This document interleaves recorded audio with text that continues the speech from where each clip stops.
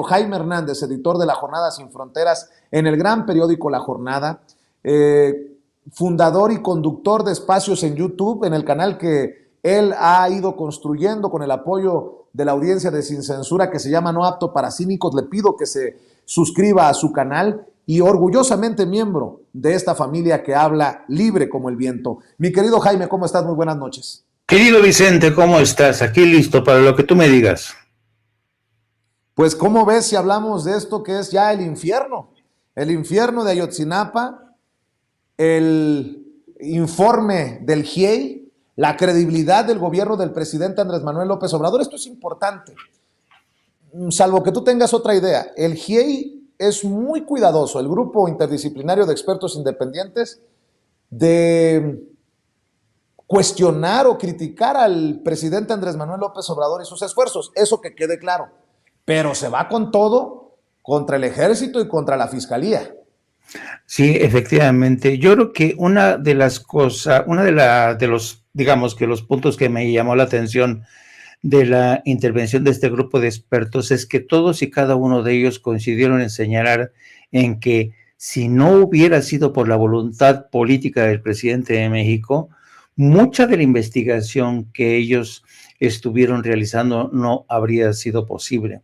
Por ejemplo, en el informe todos ellos destacaron la importancia de las llamadas interceptación de llamadas entre Guerreros Unidos y algunos elementos de Guerreros Unidos que apuntaban al ejército mexicano, a algunos elementos del ejército mexicano. Para quien no sepa o no recuerde bien, el presidente tuvo un encuentro con Kamala Harris, la vicepresidenta de Estados Unidos, y en ese encuentro el presidente de México le pidió a Kamala Harris que le entregara parte de la investigación o los expedientes de la investigación, que compartiera con México los expedientes de la investigación que llevó a cabo la DEA para justamente arrestar a los representantes de Guerreros Unidos en Chicago. Y hay que recordar que Kamala Harris cumplió y le entregó estos expedientes que ya están judicializados. Y gracias a estos expedientes que le entregó Kamala Harris al presidente, tuvimos la oportunidad de poner la otra gran pieza que vino del otro lado de la frontera en este gran rompecabezas.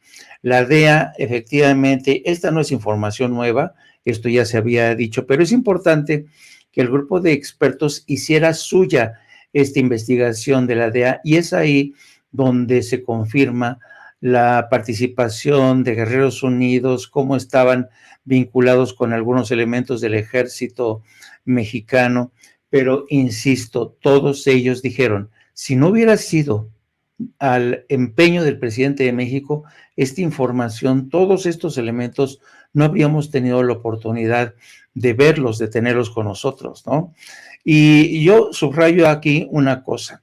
Mucha gente, ¿te acuerdas, querido Vicente, que muchos han dicho que el presidente tiene vínculos con los cárteles de la droga, que el presidente es sospechoso? Esto lo han repetido hasta la saciedad gentes como Lili Telles, como Kenia Rabadán, lo han insinuado desde el Reforma, lo mismo el Universal. Pero yo le pregunto una cosa a la gente, ¿ustedes creen que si el presidente Andrés Manuel López Obrador tuviera un tipo de nexo con los cárteles de la droga, ¿ustedes creen que la vicepresidenta de Estados Unidos le hubiera entregado al presidente de México un archivo sensible que tenía que ver con investigación de la DEA? Hay que tener en cuenta que los archivos de la investigación que tiene que ver con el grupo de Guerreros Unidos, un grupo que se funda en la ciudad de Aurora, en Illinois, y que después extiende sus tentáculos hasta México. Esta investigación arrancó desde hace mucho tiempo, mucho antes de que se produjera la tragedia de Ayotzinapa.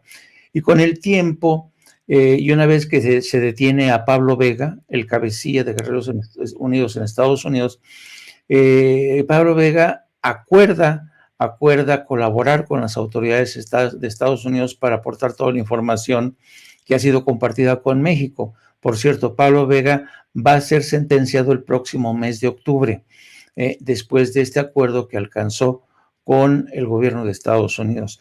Entonces, yo creo que fue clave entender esta parte de la pieza con la que se especuló muchísimo.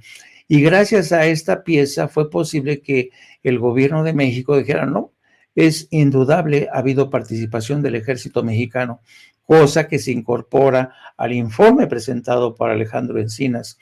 Y hoy mismo Alejandro Encinas, que estaba presente en la presentación de este informe, dijo, no, pues le dio aval con su presencia a este informe, dijo que él tiene una relación institucional con la Fiscalía General de la República, dijo que el fiscal que se retiró, que formó parte de la investigación, sigue estando en contacto con él.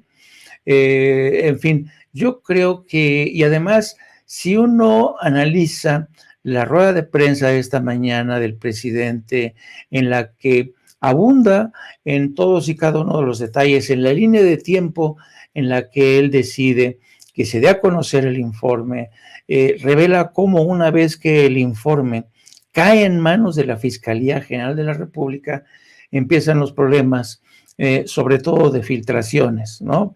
Y esto demuestra hasta qué punto Jesús Murillo Caram, pues sigue siendo un hombre con muchos contactos en el seno de la Fiscalía General de la República.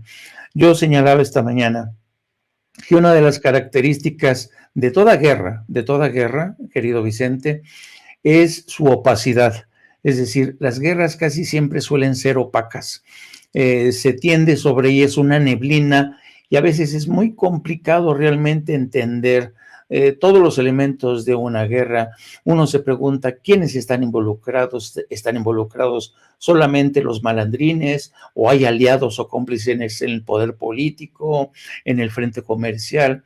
Hay una neblina y además sobre esta neblina hubo este pacto de silencio. Por eso, poco a poco, todos nosotros hemos ido avanzando en medio de esta neblina residual para tratar de aclarar qué es lo que ocurrió efectivamente en Ayotzinapa.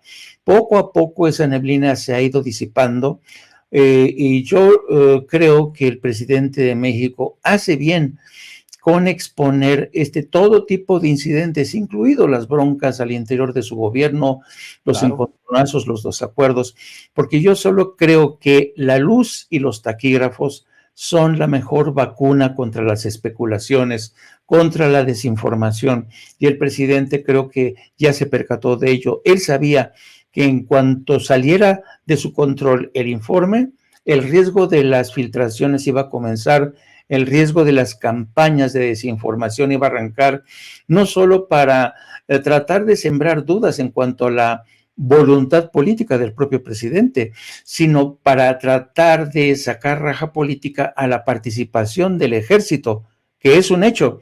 Lo que no sabemos, cuál ha sido el alcance de esta participación. Y también reveló que él mismo le pidió al secretario de la Defensa que se entregaran los hombres, porque no fueron detenidos. Todos y cada uno de los militares, la mayoría, se entregó de forma voluntaria.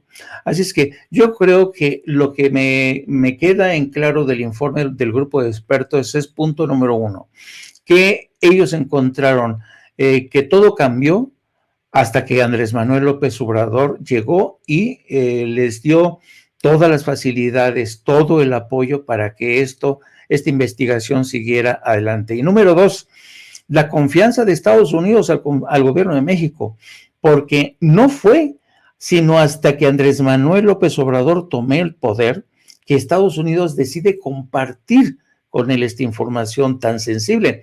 Porque, ojo, el gobierno de Estados Unidos y la DEA sabían que siempre tuvieron recelos de compartir esta información con el gobierno de Enrique Peña Nieto. Por eso la DEA no había entregado, y muchos se preguntaban cómo es que la DEA no había entregado, no había compartido este informe con el gobierno de México, y la respuesta es sencilla, porque simple y sencillamente no confiaban en el gobierno de Enrique Peña Nieto, porque ellos sabían que el ejército mexicano estaba involucrado. Mi querido Jaime, creo que es tan importante. Bueno,